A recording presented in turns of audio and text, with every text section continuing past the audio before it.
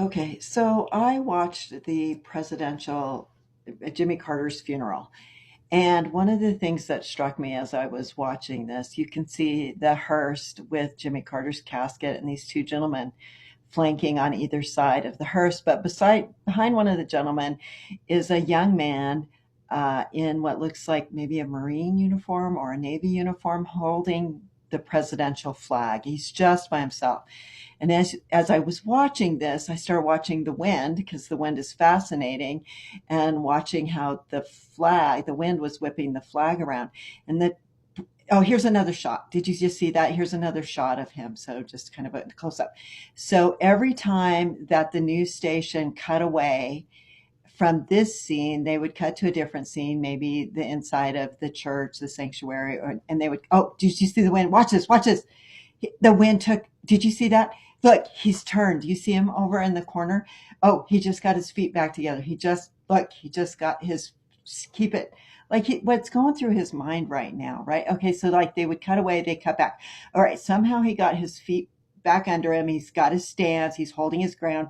And then you see like these three people in the background in the corner who are just like freaking freezing. Who knows who they are, but hopefully they're cheering him on. And then the person holding the US flag has two people on either side of them to help to keep them steady. So again, so they cut away, the news station cut away, and now they cut back. And again, my eye goes directly to this young man, this young person who is holding oh, did you see it? Did you see it? The wind just took a couple steps. He had to take a couple, hold your ground, dude, hold your ground. I don't know what's going through his mind if these people are saying anything to him, but like going through my mind would be like, hold your ground, hold your ground. This wind is not going to take this flag. I am not going to let this wind take this flag. And that's not what the news anchors are talking about. They're talking about something else. But for me, my attention was on this person who was doing everything he could to hold his flag and keep his stance. Okay, then they cut back, they cut away, they cut back. He's back in place. He's doing a good job. The wind settled down a little bit. He's able to catch his breath. I can only imagine that he's just like, how soon am I going to get out of here? Okay, this is Jimmy Carter's casket inside of the hearse, and then a news anchor. So I kept this in because as they pull away, you can see him again.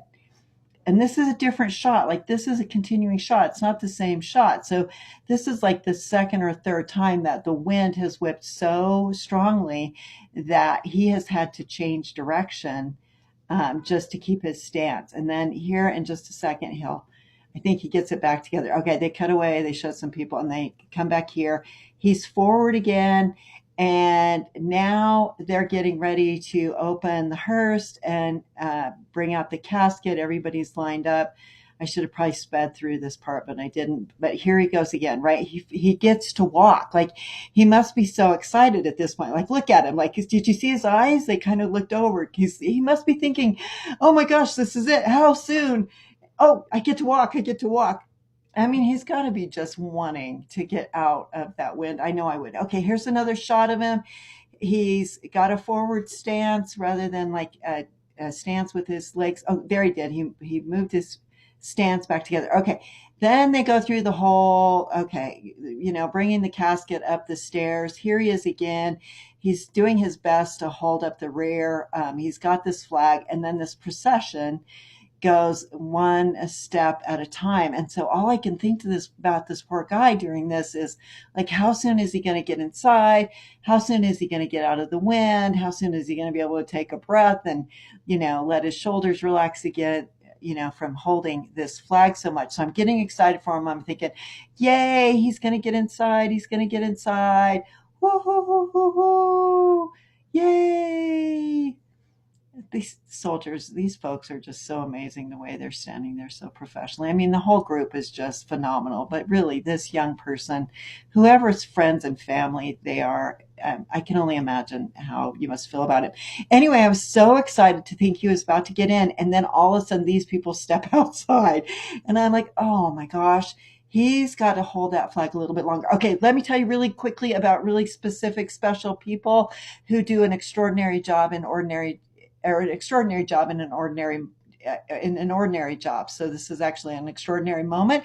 This woman, all in white, standing next to Donald Trump, comes in to make sure that he is going to be seated peacefully. Then she talks to and speaks to President Obama, like she is here again. So she walks in with Trump, she walks in with Obama, and she's like saying to Obama, will you please be the peacemaker? Will you be the gatekeeper? Actually, he has to be the gatekeeper from everyone else. I just thought that was an interesting, another person who does probably a phenomenal job in an ordinary way. Okay, so he gets to come inside. All right, this is the end of part one. Once he gets inside, I can only think that he must take a breath, but several things happen. So I'm going to do a part two because we see him again on the inside procession, and what happens with the flag and how he handles himself is just phenomenal. So whoever this young man is, carrying up the presidential flag, holding still, holding his space, standing his ground, made my heart sing.